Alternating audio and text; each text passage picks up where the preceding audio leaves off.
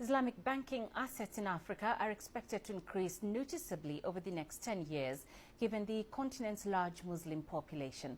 According to Moody's Investors Service, there is a huge potential for growth in the sector, given the growing population and the low starting base. This is changing the Islamic banking sector despite rising competition from conventional banks. CGTN's Nick Mudimba has more. There are some 530 million Muslims in Africa, or around 40% of the continent's population. In North Africa, there are more than 90% Muslims, which is actually higher than Malaysia's 60%, of course, and comparable to Gulf nations.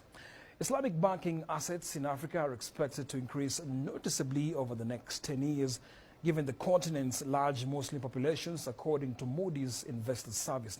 Now, despite the rising competition from the conventional banks in Africa that makes for a difficult environment for developing the Islamic banking industry, they have continued to thrive. Islamic banking assets in Africa comprised only 2% of global and less than 10% of total domestic banking assets in most African countries as of the end of 2021. Now, in addition to Islamic financial institutions, many reputable conventional banks in Africa have formed Islamic divisions where they offer services that are compliant with Sharia. This includes Sterling Bank PLC of Nigeria, Ecobank, and of course, Absa Bank. Now, a look at Nigeria, which has the biggest Muslim population in Africa. The size of the Nigerian Islamic finance industry is estimated at $2.9 billion at the end of 2022. The long-term potential is significant as Nigeria has the largest Muslim population in Africa with a large unbanked population.